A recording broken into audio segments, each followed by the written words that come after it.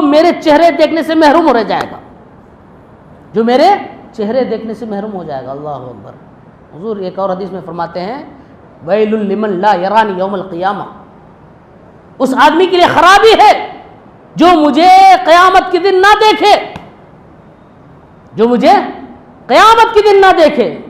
تو صحابہ اکرام نے پوچھا یا رسول اللہ کون نہیں دیکھے گا؟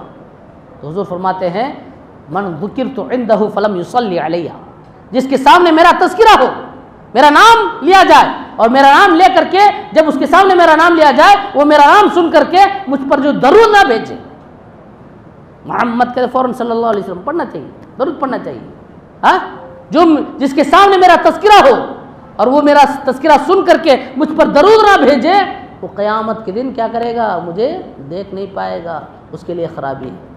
اللہ تعالی ہمیں ایسے بد نصیب لوگوں سے بچائے۔ حضور کا زیادہ قرب خاص اللہ تبارک و تعالی ہمیں قیامت کے دن عطا فرمائے۔ آخری بات کہہ کر کے رخصت ہو رہا ہوں۔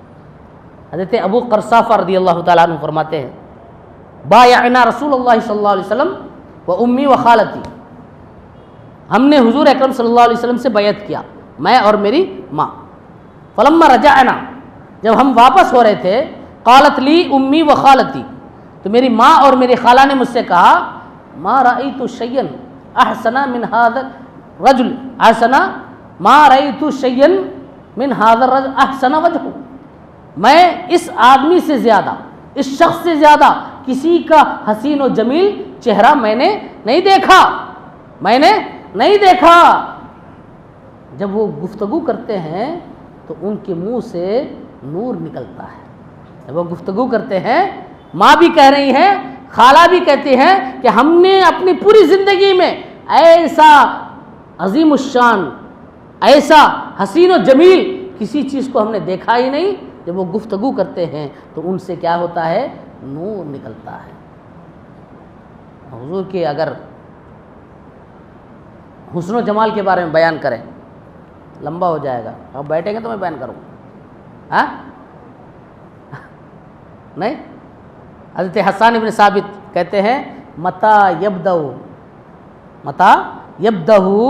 فی الظلم البہیمی فی اللیل البہیمی جبینہ، متا یبدأ فی اللیل البہیمی جبینہ بلجا مثل مصباح الدجى المتوقد، جب حضور اکرم صلی اللہ علیہ وسلم کا چہرہ، آپ کا جبین مقدس، پیشانی مبارک گھٹا توپ اندھیرا والی رات میں جب ظاہر ہوتا، یعنی آپ کا چہرہ جب ظاہر ہوتا تو کیسے ہوتا؟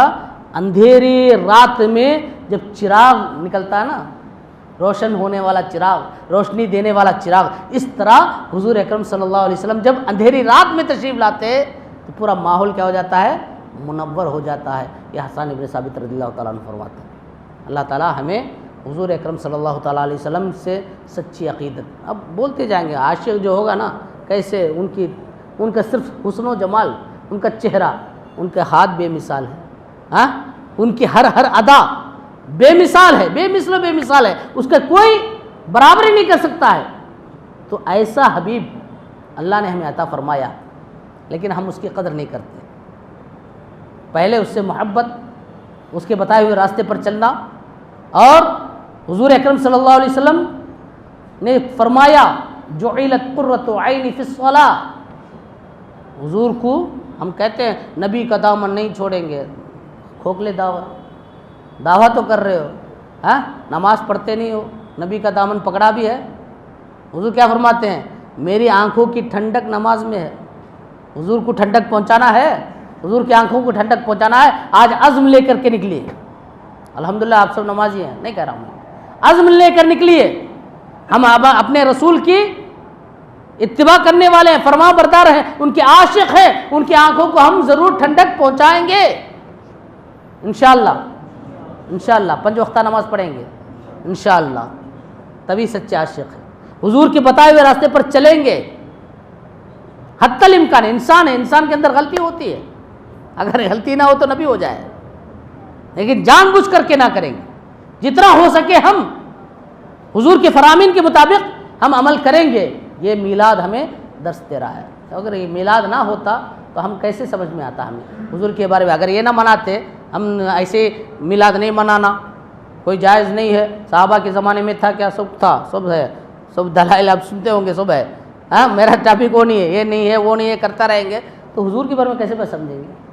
ہاں حضور کیسے تھے، ان کا اخلاق کیسا تھا، ان کا کردار کیسا تھا، ان کا حسن و جمال کیسا تھا، ان کا عفو و درگزر کیسا تھا، ہاں ان کی سخاوت کیسی تھی، یہ کب معلوم ہوگا؟ ناز کر سکتے ہیں لیکن ایک چیز ہے اس پر ہم ناز کر سکتے ہیں. شاعر کہتا ہے نہ طاعت پر، نہ تقوی پر، نہ زہد و اتقاء پر، نہ طاعت پر، نہ تقوی پر، نہ زہد و اتقاء پر ہے، ہمارا ناز جو کچھ ہے محمد مصطفیٰ پر ہے. ہمارا ناز جو کچھ ہے اللہ کا کرم ہے، کرم بالائے کرم ہے. اللہ نے ہم پر بہت بڑا کرم فرما دیا، اللہ ہم پر بہت بڑی نوازش فرما دیا کہ اس رسول اعظم جس سے اللہ سب سے زیادہ محبت کرتا ہے، وہ حبیب پاک کہ ہم کو اللہ تعالیٰ نے امت بنا دیا، امت بنا دیا.